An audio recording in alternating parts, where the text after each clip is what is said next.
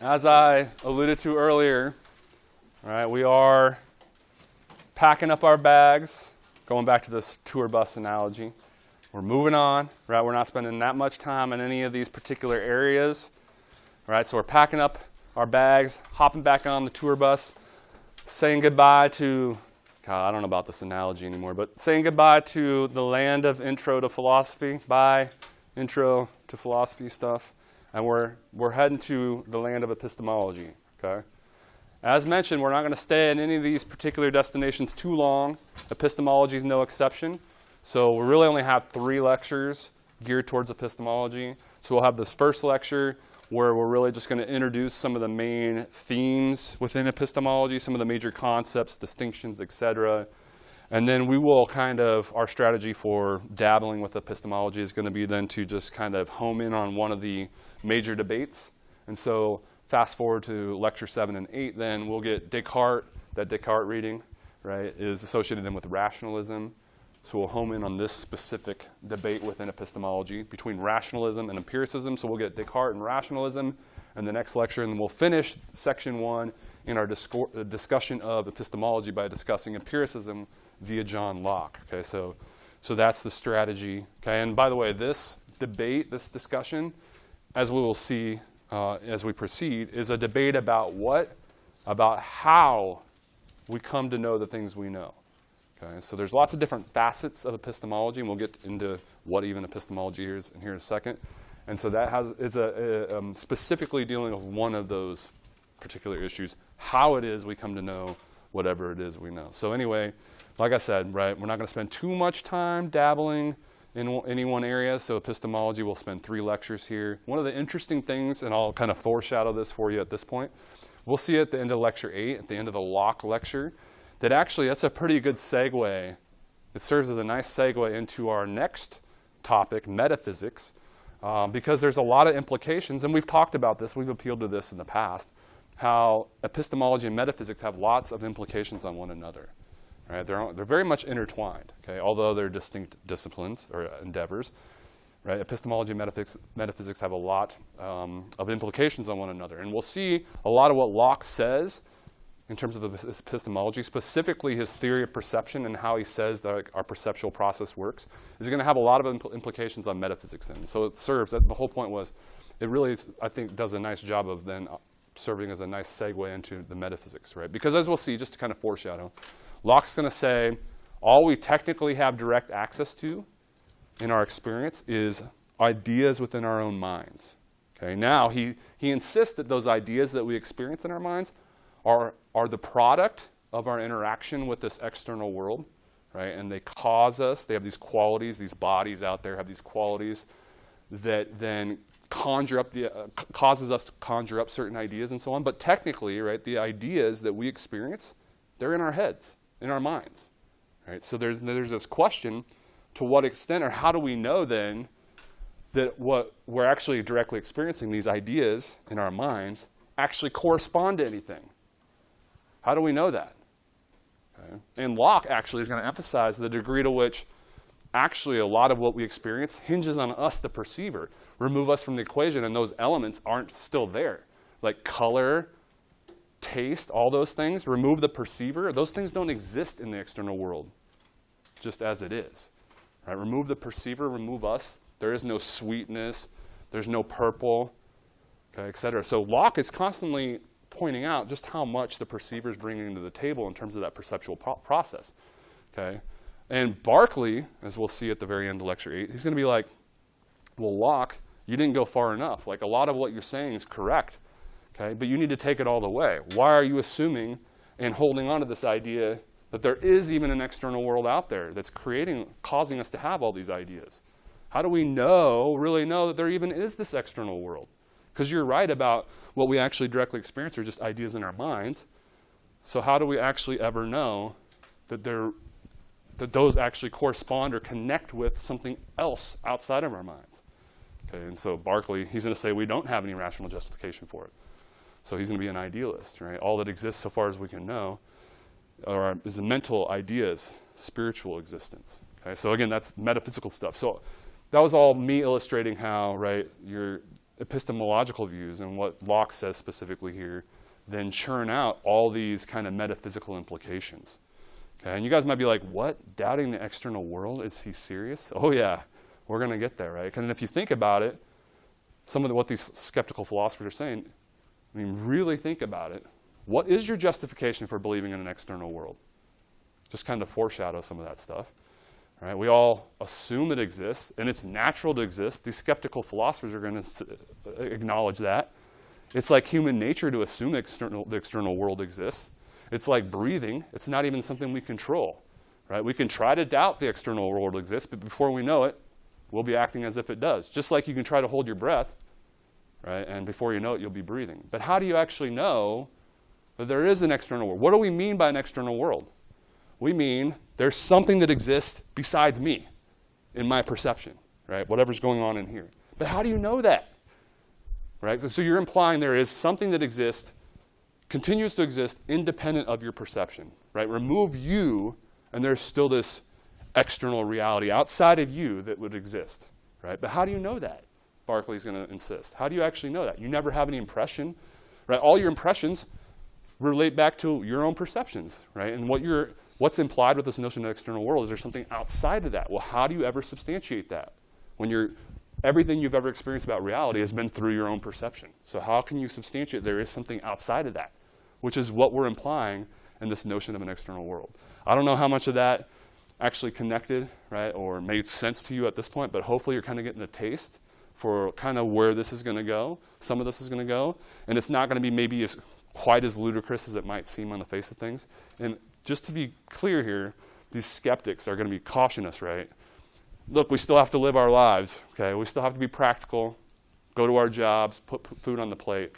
So even if we have some legitimate reasons to question whether there really is an external world, we still have to act practically, right? And proceed, et cetera, right? Normally, right? Not questioning this stuff. It's difficult to question this stuff, et cetera, et cetera. All the skeptics are or like someone like David Hume is going to make those kinds of points. But, right, technically, like, how do you know? Right? How can you substantiate? So their whole point is going to be like, it's not rational. You can't like reason to this belief in the external world, right? If you think about it, you've never had any perceptions of an existence outside of your perception, right? Which is what's implied with the external world. So it's not rooted. It's not something we can substantiate through rational or logical argument, right? So Hume's going to say a lot of this stuff we just naturally by habit just kind of imagine, right? It's just human nature. It's ingrained in our human nature, right? To just imagine these things, right, exist, and like we can't help but go on as if this external world exists, but technically, rationally, right, there is no justification. Anyway, I got way too in the future. We're going to be dealing with that whole metaphysics stuff, at the beginning of the next section, but already kind of alluding to, again, how what we say about epistemology and what we can know is tied to a lot of that stuff too, okay? So we'll see that again at the end of the lecture 8 with a lot of what Locke says. That's going to serve then as a nice segue into some of that metaphysics and what we'll get into in the next section of the course. But let's get back to what we're talking about today, right, epistemology. And kind of, again, this lecture is going to serve as a basic introduction. So we're not going to get into anything too in-depth or too detailed. Again, this is a Philosophy 100 class. We're going to try to keep this as simple as possible. We're just going to kind of touch upon some of the major themes, some of the major questions that we wrestle with within epistemology. Okay, but we're not going to get into too much depth with any one thing. Okay, so epistemology, everything knowledge related within philosophy. Right? So any question related to knowledge is going to be classified as epistemology. So that's what we mean by epistemology, knowledge-based issues. Okay. So it starts, I would say, the most fundamental question is, well, what does it even mean to know something? What is knowledge? Because if you think about it, I would argue anyway, like how can you even attempt to address any of the other questions until you figure out this first fundamental one? Like how can I say whether I have any knowledge unless I first know what knowledge even is? Right? Or how can I say how can I speak to how I get the knowledge I have unless I know what knowledge is in the first place? Like again, so this is, you might say, kind of like the fundamental question, like what even is knowledge? And that's actually a lot more elusive than it might seem on the face of things. Maybe you're thinking at first, like, isn't it obvious when we have knowledge and what knowledge is? Well, the second you try to kind of nail that down, it's actually pretty slippery. It's kind of difficult to get a handle on exactly what we mean when we say we know something. Okay? In fact, it's been so elusive and difficult that there's still no consensus about this. And we've been debating this for thousands of years, much like lots of issues in philosophy. Right? So we'll talk about the quote-unquote traditional or classic view of what knowledge is here in a moment, which was introduced by Plato 2,500 years ago. Okay? And this is, I would say, it's probably by far the most popular view of what knowledge is. Most philosophers are going to endorse it, to some extent. But there's certainly no consensus, and there's still, it's still contested. And we'll get into some reasons to maybe even be a little bit skeptical of this. So, we've been wrestling with this for thousands of years, but arguably there's still no definitive answer to what really it means to know something, which again then makes all these other aspects of epistemology a little bit questionable, right? Because if we can't even establish what knowledge is, how am I supposed to say how I get it, right? Or whether I have it, right? So anyway, that first fundamental essential question is, what the heck even is knowledge? What does it mean when I say I know something? What do I mean? Or when I say Susie knows blah, blah, blah, what does that mean? Okay, well, that's, you might say, the essential question in epistemology. It's certainly an example of something we'll wrestle with in epistemology. Provided then we can somehow glean what knowledge actually is, well, then we want to ask, well, do I actually know anything? What do we actually know then? Okay, so here's what knowledge is. Do we actually have any of it? Okay, so that's an interesting question as well. And what is the extent of that knowledge? So provided we can flesh out what knowledge is and establish what we actually do know, then there's the question, well, how did we get that knowledge? What was the method of acquisition, if you will? And that's where some of this stuff that we alluded to comes in to play. Okay. And then we're also interested in generally in belief formation, justification for beliefs, kind of things that we might associate with psychology in some sense, is also wrapped up in epistemology. There's some overlap, you might say. So somebody like Quine, we'll talk about this, I think it's at the end of lecture 8. Somebody like Quine, a famous analytic, contemporary thinker, is going to argue that basically the kind of what we were saying in terms of since we can't confirm that any of our beliefs actually map up with what's true or really out there because of some of those concerns that we mentioned earlier, Quine argues that we should just confine epistemology to basically psychology. We should forget about this attempt to see whether beliefs are true or not, right? Whether they actually map up with and represent how things really are. Because of some of the skeptical concerns, we can't really figure that out, right? We can't legitimately figure out whether these beliefs we have actually correspond to reality or are quote-unquote true because of some of those skeptical concerns. So because of those issues, Quine argues we should just confine ourselves not with whether these beliefs people have are true or not, but just how they came to have those beliefs in the first place. What are some common tendencies and what is common in human nature in terms of these beliefs and the formation of them, right? So never mind whether they turn out to be true, let's just study the process of the belief formation itself, or in some sense psychology.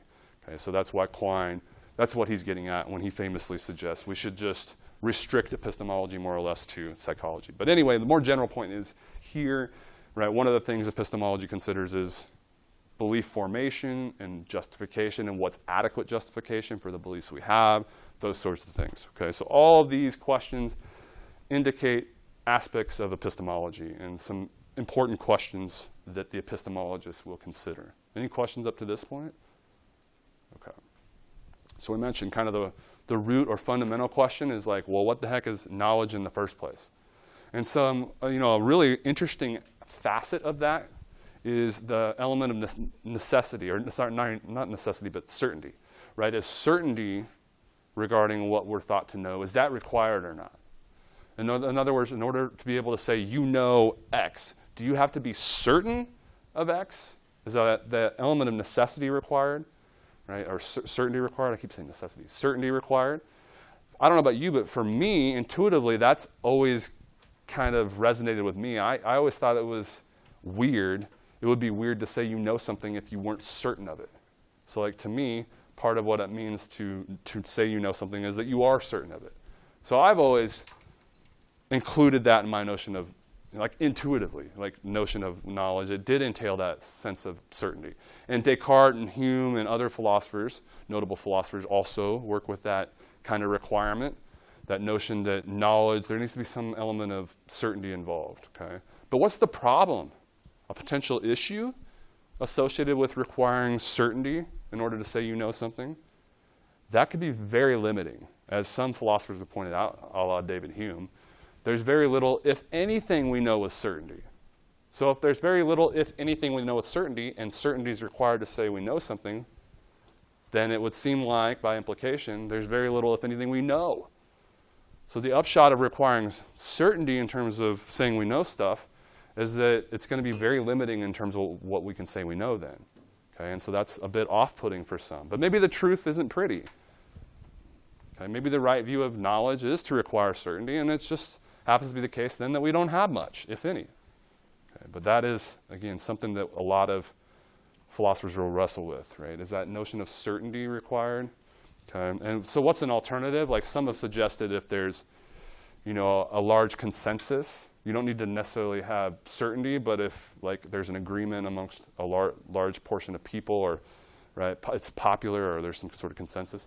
But that's never sat well with me, because like we have countless examples historically of very popular beliefs that have turned out false. Right? Do we really want to construe those beliefs as knowledge then, when they turned out false?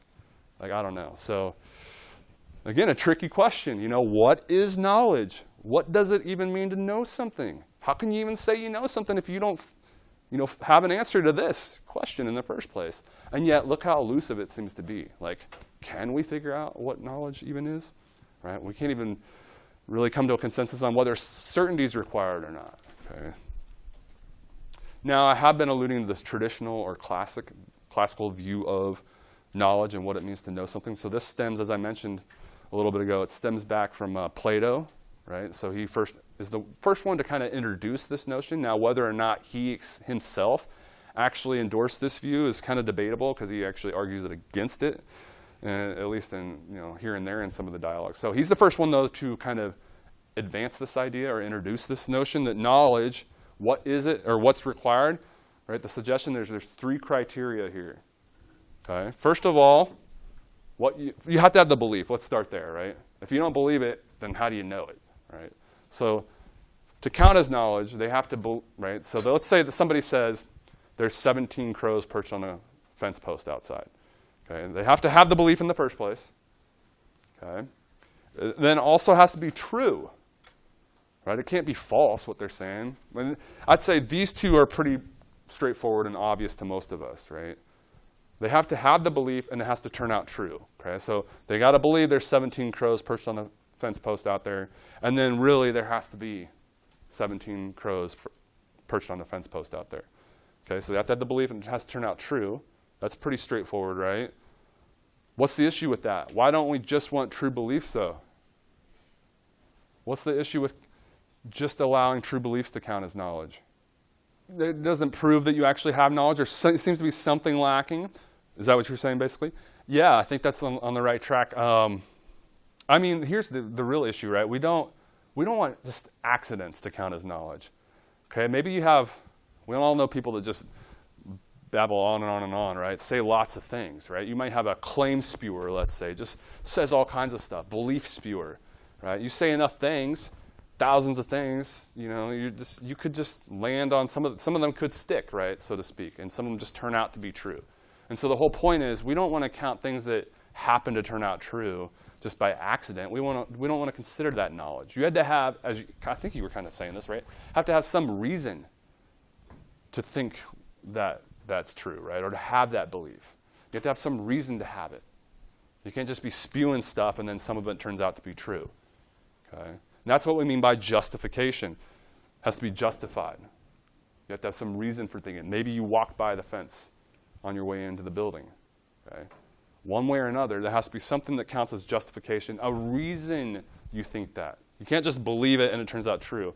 You need to have a reason to think it, okay? Or justification. I put an asterisk here because what counts as justification is where a lot of the debate is. Okay?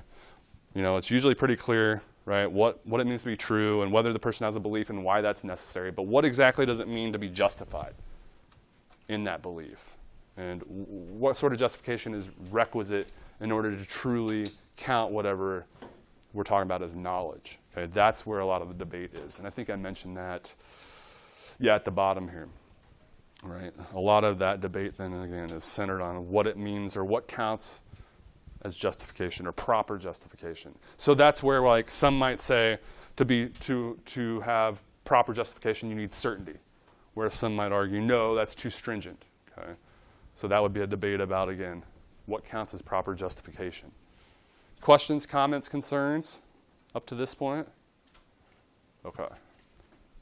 So at this point, we've kind of addressed some aspects of this first, you might say, fundamental question: what is knowledge, right? And unfortunately, we don't necessarily have a definitive answer to that, right? Welcome to philosophy. And as I mentioned earlier, it kind of calls into question whether you can really do any of these other questions in epistemology if you can't first get an answer to that first question. Okay, but let's suppose that we could, right, or that we do have a nice definitive answer to this: what is knowledge?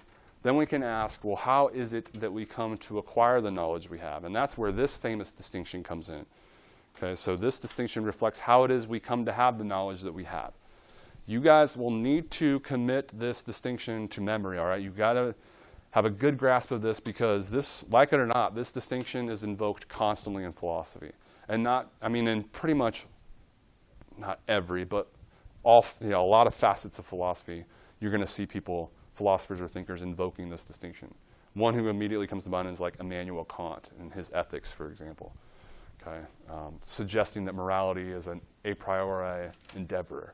Okay? So this a priori versus a posteriori, this is a distinction that is very prevalent in philosophical discussions. Okay? So we're going to definitely want to make sure that we have a good feel for it. Okay? It's a distinction about how it is we come to have the knowledge that we have, provided we have some. Okay? So a priori knowledge signals what we're justified or thought to be justified in believing, independent of experience and by reason alone, or by some means other than experience. So it's something that we can know without needing to consult experience. Okay. Now, let's just say at the face of it, right here at the outset, some are going to just deny the viability of this distinction altogether. Because they're going to suggest there is no such thing as a priori knowledge. Namely, this camp. If all knowledge, the empiricist says, all knowledge requires experience. So the suggestion that there is any knowledge that doesn't require experience is out the window. Right? So again, the empiricist, just FYI, is going to reject this distinction altogether. They're going to suggest, as I think one of my quotes on the subsequent slides says, that all knowledge is a posteriori. Okay? And these are, by the way, are Latin phrases or Latin terms. Okay? So a priori knowledge. So those who do entertain this distinction, so say like rationalists, that's the camp that fights against the empiricists. So rationalists, what they have in mind when they entertain this distinction, again, a priori knowledge is what we're thought to know without needing to consult experience. So what's an example? So these are things that are that we can know, again, without needing to consult experience. So an example would be like all bachelors are unmarried. The idea is I don't need to go and like experience every bachelor that exists in order to know this. Right? I can lock myself in my closet, shun the empirical world of experience, put on my thinking cap, and just based on reason and the concepts involved, kind of deduce this. Okay? All bachelors are unmarried. I don't need to literally consult experience really, much less every bachelor to know this. Okay? Compare that, then things that are a posteriori are thought to be knowable, right? They require experience. Okay? So things like, so both of these are things where we know or are thought to know, right? But the difference is in how we came to know them. So if it's true that Georgie is taller than Sammy, and we know that, right? The idea is we couldn't have just reasoned to that. We're not going to know that by locking ourselves in the closet, putting on our thinking caps, closing our eyes, etc. We can't come to know that. Or there's 17 crows perched on the fence post out there. Or, it's raining outside. These are all things that we can know, but that would require experience. So they're all a posteriori kinds of knowledge. Does that make sense? So whether you agree with this or not, at least know what the distinction is alluding to. So in case it helps, I don't know how helpful it is, but just FYI in case it might be helpful, prior, okay, versus post. So this is signaling stuff we can only know after we're born, post, okay, versus things in some sense in theory, right, we can kind of come into existence knowing, or at least we can be thought to know without needing to consult experience or prior to experience. So I don't know, prior versus post. I don't know if that's helpful or not, but prior to experience, post experience, maybe that's helpful. One, the posteriori requires experience. Prior, a priori doesn't require experience. Okay, so do with that what you will, but. Okay, so this empiricism rationalism debate kind of mirrors this distinction that we just went through. Okay, so this is a debate, and this is the one we're going to kind of highlight and explore in more depth moving forward, okay, with Descartes and Locke. Okay, so this is a debate, much like this distinction, about how it is that we come to know what we know. Provided we can figure out what knowledge is and establish that we have some, well, how is it that we got that knowledge? Okay?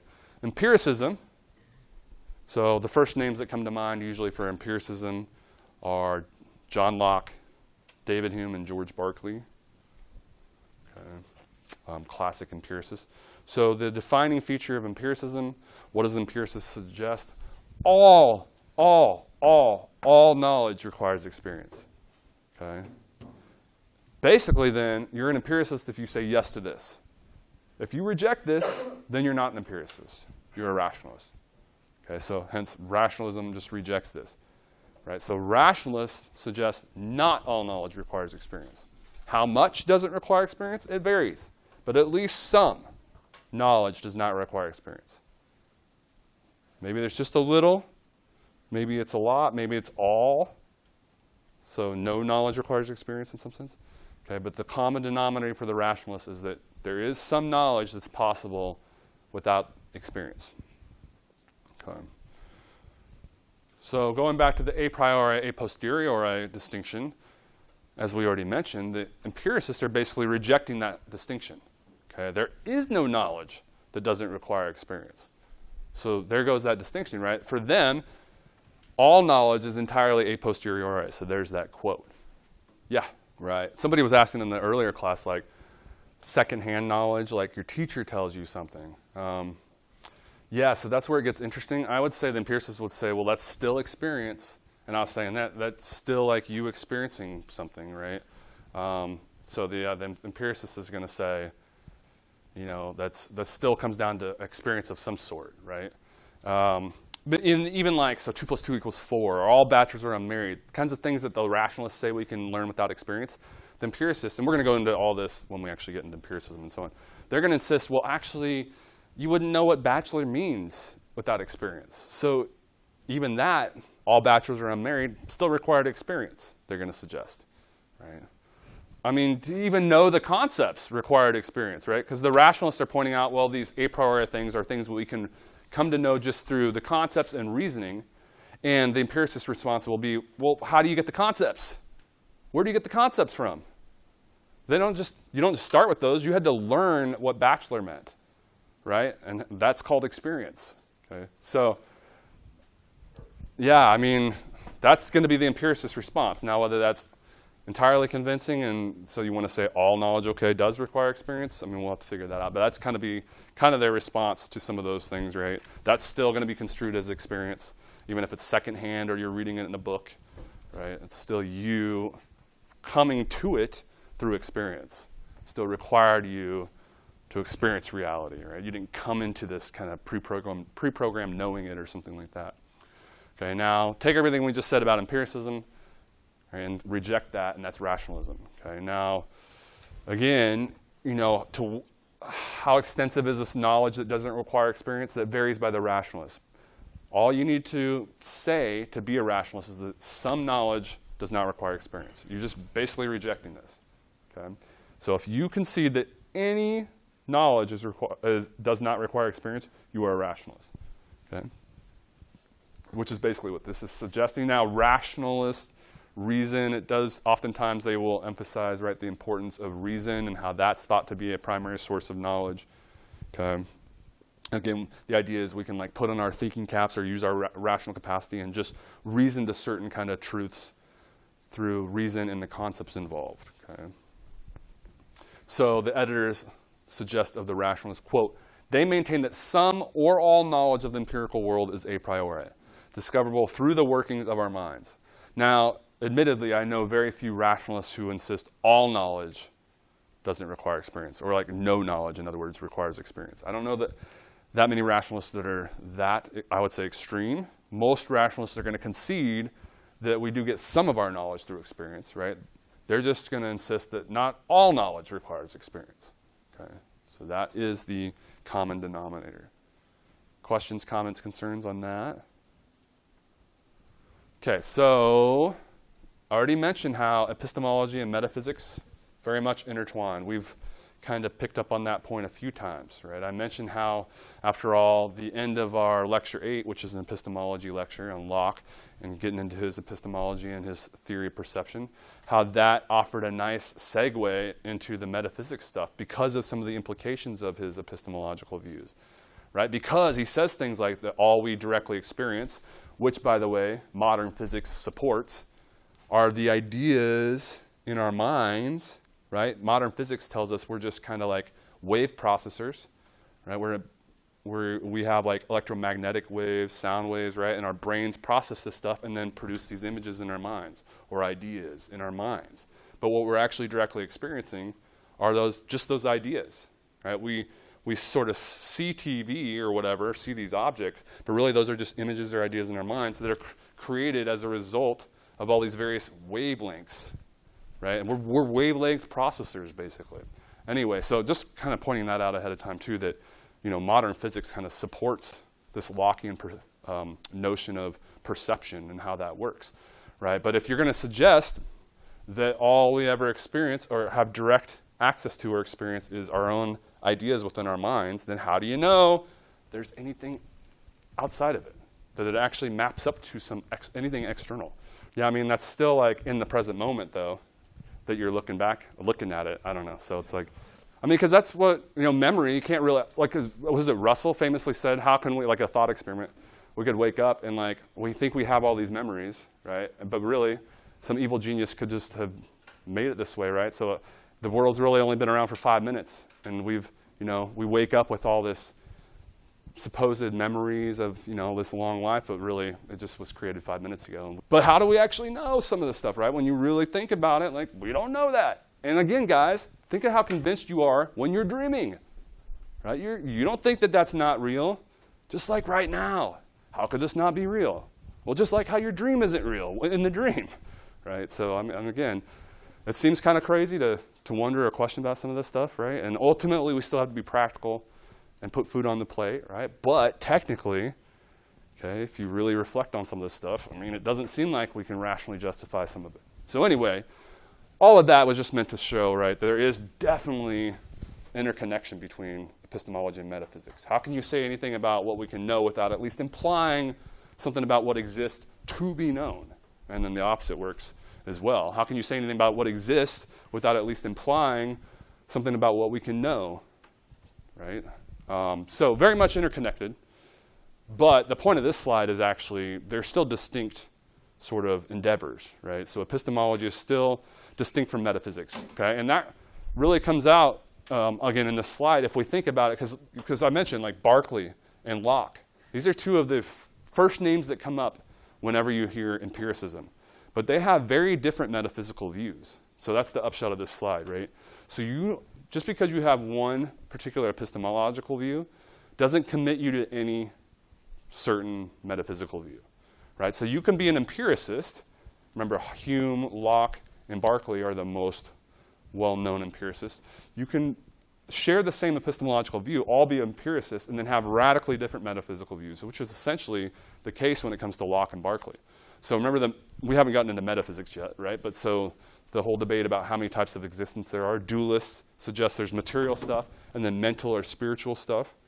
Berkeley, for all the reasons we mentioned earlier, is like, there's only one type of existence, spiritual or mental or ideas. How do we know there's anything outside of that? We don't, right? And then the other view, which you're probably familiar with, is materialism or physicalism, the idea that all that exists is physical stuff. So even our thoughts and that spiritual stuff is just a misnomer. It's really all just physical stuff. Okay, so those are the three main metaphysical views in terms of how many types of substances there are. Dualism, and then those two versions of monism, physicalism and idealism. And the whole point here is you can be an empiricist and be any one of those three, take any one of those three metaphysical positions. Okay, so again, there's not a necessary connection between being an empiricist, let's say, and then having a certain metaphysical view. Okay, that's the point of this slide. And the editors kind of allude to this point on 208 when they say, quote, empiricists agree that all we are directly aware of are sense data, the content of our experience, but they differ on how sense data relate to the external world, or whether there even is an external world. Okay. Questions, comments, concerns? Okay. Now this distinction, I always hesitate to even, I've thought about like just getting rid of this, and because we are at a 100 level class, you're not going to encounter this too much. If you were to go and take graduate level courses in epistemology, you probably encounter this a lot more. But you do encounter this distinction between synthetic and analytic truth. So I did want to take a moment to address this, because you will encounter this in epistemological discussions. It's very similar to this distinction, but it's not quite the same. Okay, so a priori versus a posteriori, that's a distinction about how it is we come to know the things we know. Right? Whereas the synthetic versus analytic truths distinction is a distinction about what it was that makes something true. It was true in virtue of what? Okay, so those are slightly, they're getting at different things. Okay, so don't worry, again, the upshot was don't worry so much about, let's say, this analytic versus synthetic distinction. You should kind of be aware of it, but versus this one, you will want to definitely know, be comfortable with, because we're going to be reflecting on this distinction throughout really the rest of the semester. Okay. But anyway, so what is this, though, this distinction between synthetic and analytic truths? Again, it's a reflection, a distinction about what makes a truth true, right? It was true in virtue of what? So an analytic truth or proposition is something that's true in consequence or as a result of the words involved and their meanings, right? So the meanings of the words, okay? So, I already mentioned one. All bachelors are unmarried. Okay, that's something that's true, and we know it to be true. And why is it true? Because of what the words mean, conceptually. Another example, all squares have four sides. That's true again, and it's true in virtue of what? The meanings of the words. That's what makes it true.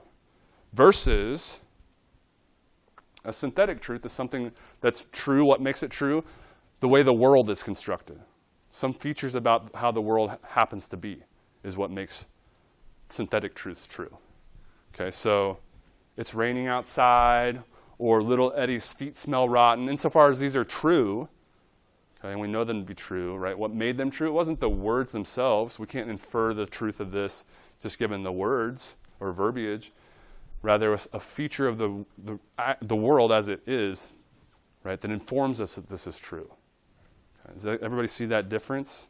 Again, not one that we want to sweat too much or worry about too much, but it'd be good to have on our radar at least. Questions, comments, concerns? Okay, I do want to spend some time discussing skepticism. So it's the last part of our roadmap over here. So most of us probably had sort of some notion of skepticism, kind of know what it means to be skeptical, kind of have a broad, probably general sense coming even into the class, right? And so that's what you're thinking and associating with skepticism is probably on par with what we mean by it. Okay, so as they point out on 207, skepticism indicates, quote, the view that we cannot or do not have knowledge.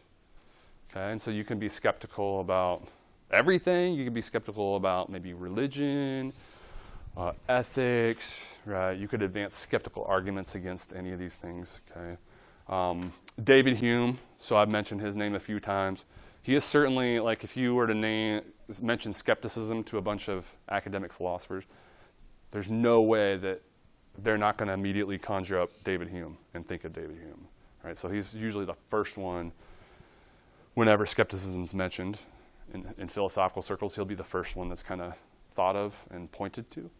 Okay? He is certainly one who advances skeptical arguments in various facets of philosophy. So we'll actually encounter his skepticism regarding the teleological argument for God's existence at the end of the semester, at the end of the course. But he's also, notoriously skeptical of various aspects or issues in epistemology as well, right? He's going to suggest that there's little, if anything, we can be certain of. Advance sort of skeptical arguments against induction, right, or illustrate why there's a problem of induction. So Hume is really, for good reason, the first one kind of a lot of people think of when they think of skepticism. He really did advance skeptical positions in a lot of different aspects of philosophy. As the editors point out, quote, Hume is driven to skepticism about many things that others have taken for granted, including the existence of the external world, causation, a continuing self, religious doctrines, and inductive reasoning. Speaking of inductive reasoning. So I wanted to take a little bit of time here and just kind of give us a taste of one aspect of skepticism in epistemology. Right? So we'll reference or discuss here briefly the problem of induction. Okay? And so that is kind of a skeptical issue, you might say, in epistemology.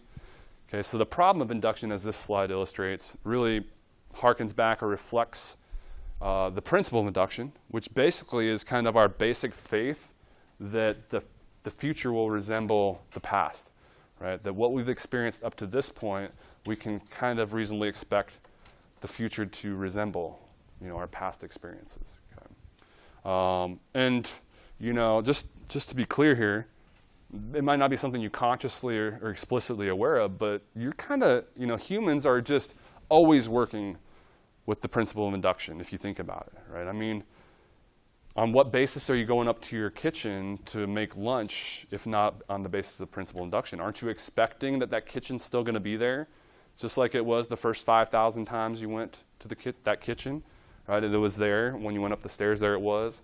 And you're expecting that microwave will still be there in the same spot, that it'll still function the same way that it did the previous 7,432 times you used it.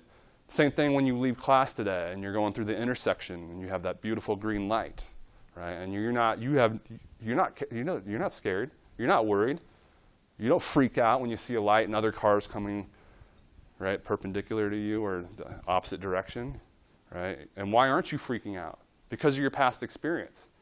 Right? And all those 5,000 times before when they all stopped at their red light, you expect things are going to proceed in a similar fashion. That is you working in accord with the principle of induction. Science works according to this, right? Science is built off this notion that we can study what happens and then form expectations based on that. Okay? How are we supposed to do anything? Isn't any action in some sense? Don't we engage in it based on certain expectations? And what do we form expectations off of, if not our past experience? Right? So, yeah, almost everything we do in some sense, you could say, is tied into this notion of the principle of induction and our expectation that we can sort of form reasonable expectations about what to expect coming up based on what we've already experienced. Okay? So all of that is kind of reflecting this notion of the principle of induction. Okay? And these skeptics they're going to concede, right? This is human nature. Okay? It's like hardwired into us. It's like, as I mentioned earlier, it's like breathing. Okay? You can try to hold your breath, okay? But before you know it, you're going to be breathing again. You can try to doubt the principle of induction, but before you know it, you're going to be taking actions, and you're going to be going through green lights with certain expectations. So you're going to be working according to the principle of induction. You can try to doubt the external world. Before you know it, you're going to be acting as if there really is an external world, right? So again, there are these problems, these practical, serious, skeptical, practical problems in terms of whether we can know these things with certainty. But they concede, the skeptics, right, that these are nevertheless very kind of common, right? And it's almost like I said, I think the best way to view it is like it's hardwired into human nature. Okay? We almost can't not work with the principle of induction. I don't know what made me just think of this right now, but was it this section that we brought up, what's his name, Young Sheldon. What happens, I don't know, when you take philosophy, you start doubting everything too much, right? You know what happens when Young Sheldon turns his major to philosophy for a couple days and he can't even get out of bed, right? So look, the skeptics say, well, just to be clear, and in fairness to Hume and the other skeptics, right? They're very clear that this isn't easy, okay? That you do have to continue on with your daily lives. You have to put food on the plate, right? You don't want to turn into Young Sheldon and not get out of bed, right? Because you acknowledge that there really are some legit skeptical concerns here, okay? So just FYI, I wanted to point out that the skeptics are constantly kind of interjecting, like Hume, constantly interjecting this notion like, look, I know how difficult this is.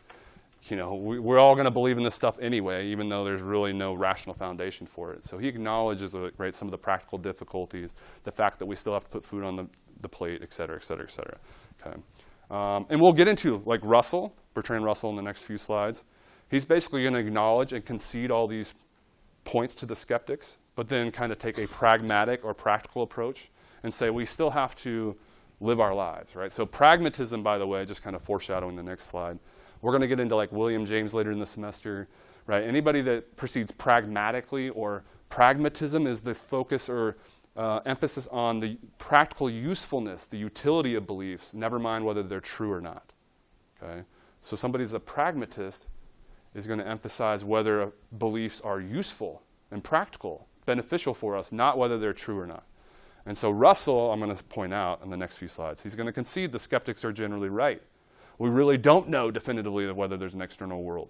We really don't know definitively whether the future will resemble the past. But, right, we have to proceed, he says, ultimately we ought to proceed, nevertheless, in a pragmatic, practical manner.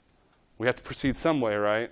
And what's our alternative other than to use the principle of induction, Russell's going to say. So anyway, I just wanted to, again, kind of make that point that even the penultimate skeptic, someone like Hume, these people that are making these very skeptical points, they try to at the same time be practical about it and interject, right, make these concessions that we still have to be practical. Okay? But anyway, Hume famously, going back to the slide, Hume famously along these lines of the problem of induction. So again, that reflects, like I mentioned earlier, the principle of induction or that basic faith that the future will resemble the past. Hume attacks this, right, and it says, look, we would never have any certainty that the future will resemble the past. And he famously brings it up in terms of the sun rising, right? It doesn't matter how many times in the past something's happened. We never have that element of certainty that it's going to be the same way in the future. So even something like the sun rising 1.6 trillion days in the past, there's no guarantee it's going to rise again tomorrow, okay? And so that lack of certainty or guarantee, right, is kind of what's wrapped up in this idea that there's a problem, the problem of induction. Right? How much faith should we actually put into this idea that the future will, in fact, resemble the past? Okay, so everybody kind of familiar then what the principle of induction is and what we mean by the problem of induction then. It's like calling into question that basic faith that it's human nature to put into, right, this idea that the future will resemble the past, right? The problem of induction is calling that into question, basically.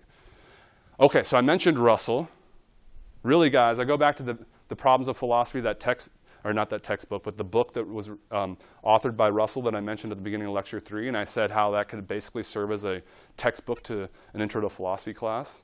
You guys remember that book, The Problems of Philosophy of Russell? All the stuff I'm about to say here also comes from that book, okay? So once again, highly recommend The Problems of Philosophy by Bertrand Russell. So in that book, he basically, like I just mentioned a moment ago, is going to suggest that the skeptics are right. Rationally, they're correct. Right? We can't definitively prove there is this external reality. We can't definitively prove the future will, with certainty, resemble and be exactly like the past, etc. But he's going to ultimately champion a practical, pragmatic response nonetheless. Okay, so these two slides, this one and the next one, are kind of him making both those points. First of all, the chicken is substantiating Hume in the skeptics sort of position. But then, as we'll see, he gives us a Swan example in the next slide that's going to kind of make the practical point.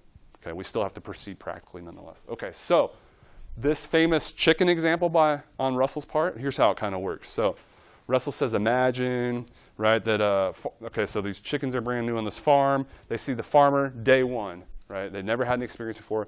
Farmer comes at 6 a.m., bringing food. The chickens, they've never had any prior experience. They have no expectations. They see the farmer, they don't think anything of it. Okay, and then they realize, well, he brought food. Meander over, eat the food.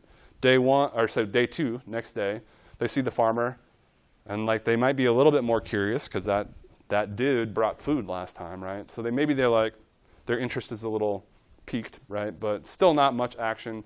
Brings food. Oh, day 3, day 4, they start to get a little bit excited when they see the farmer, right? Their expectations are changing.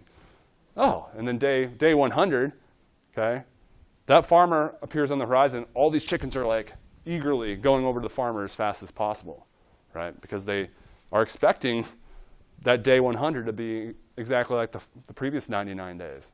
Now, what happens on day 133?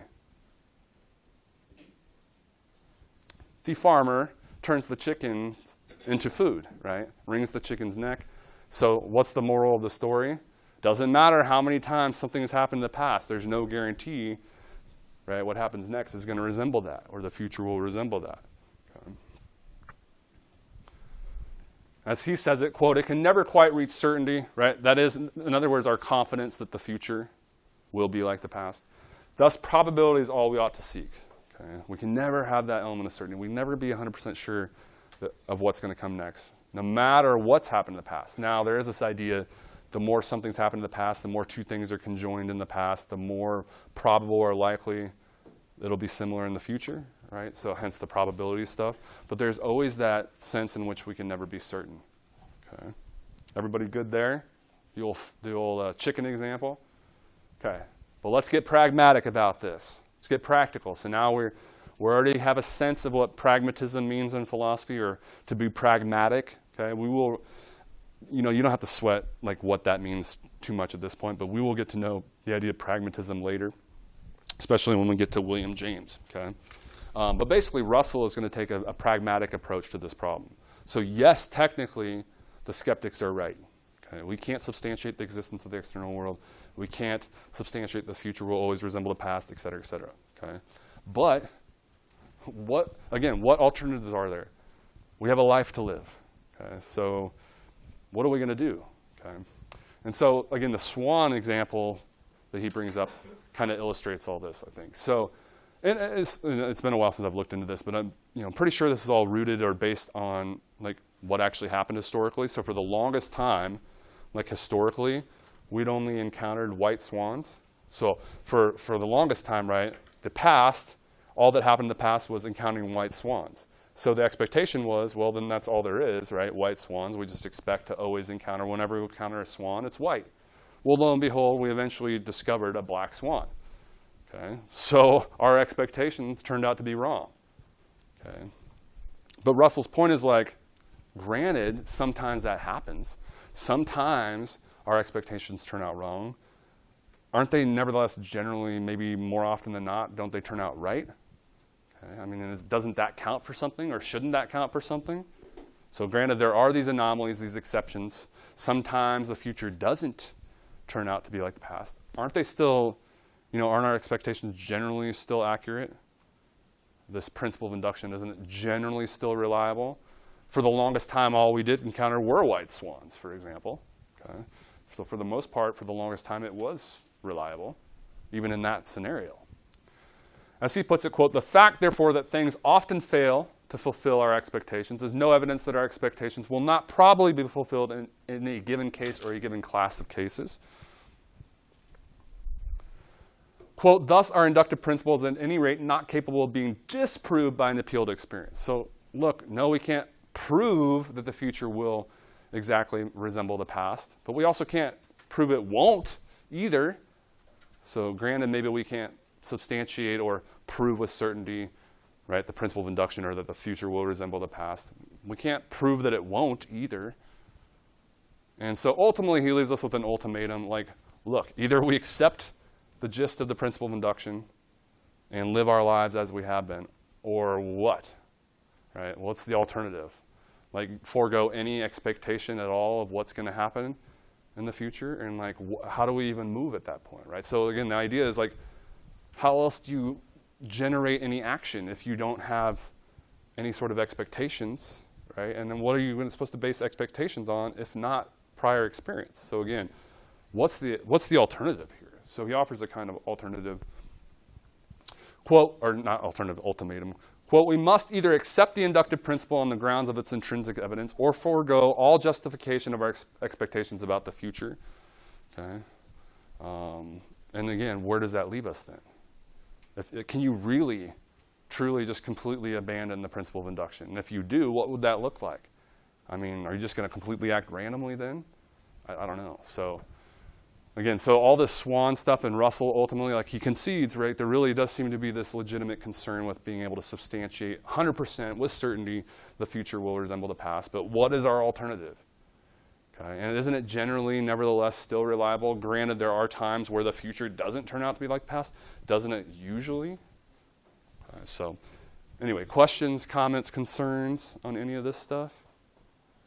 So we've gotten our introductory taste of epistemology and the kinds of issues and questions that we raise within it. So let's take a little bit of time to reflect then. So how about, and I know you guys have thought a lot about this up to this point, right? Maybe not, but what do you guys actually think it means to know something? Okay. What are your guys, like relatedly then, what are your thoughts on this traditional view, so to speak, of knowledge? Does it seem to kind of adequately capture kind of what you associate with knowledge or what it means to know something? Maybe more or less, right? Or if there's a problem, like what is the problem? Like what do you see as problematic? What about that notion of certainty? Are you one who thinks, yeah, it doesn't really make sense to say you know something unless you're certain, kind of like yours truly? Or do you share the concerns that seems to be too strict, right? We don't want to require that someone's absolutely certain in order to say they know something. What are your thoughts on that? And then finally, my favorite, how skeptical would you consider yourself to be? Are you Humean all the way over on that far end, doubting everything, skeptical of seemingly everything? Or are you just human, not Humean? Maybe you're just somewhere in between. You like what I did there? Yeah, thank you. I got one smile from it. I'll take it. It's better than zero. So are you with Hume all the way down there? Are you somewhere in between? Maybe you don't doubt anything. It's like, where does that get me? Maybe you don't question anything. You're on board with whatever's said. I don't know, like who that would be, but way over on that end of the spectrum. So anyway, break up into your groups, reflect on these questions. I'm anxious to hear what you guys think, so we'll reconvene here in a little bit and share our thoughts. Time out. I'm sorry to cut the reflection time a little bit short, but I realized I didn't actually get into Edmund Gettier's real quick. Edmund Gettier is the name of this dude, okay, who wrote some papers that kind of challenge this traditional conception of knowledge, that it's true justified belief. So real quick, I wanted to kind of get into, I don't remember the specifics of his scenario.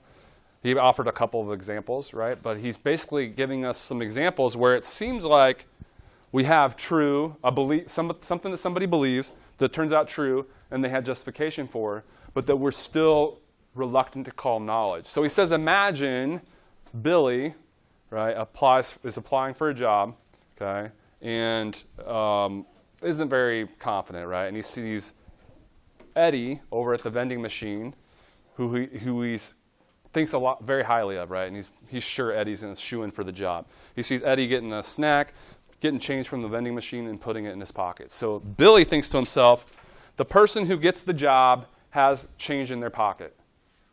Okay? The person who will get the job has change in their pocket. Well, lo and behold, what ends up happening? The person who got the job did have change in their pocket, but it was actually Timmy, right, who happened to have change in his pocket. So Gettier's point is, Billy, I think it was Billy, right, had a belief. It turned out true. The person who got the job did have change in his pocket, and he had a reason for thinking it. Okay, but we still want to hesitate in calling that knowledge, though, right? There's something a little weird about that and construing. Well, that's how we test a lot of this stuff, right, as hypothetical thought experiments or questions. But do you guys see his point? It's like it seems like we can mark all of these off and still have a case where it's like, I don't know if I want to call that knowledge. Now, some people will counter Gettier's counters by saying, well, he didn't have good enough justification, or it wasn't the right kind of justification, or something like that, right? But I just wanted to be sure I mention that, as, again, there's certainly no consensus. While it's the most popular take on what knowledge is, it's still very much contested, as was famously done by Gettier. Okay, so anyway, I know I got to let you guys go.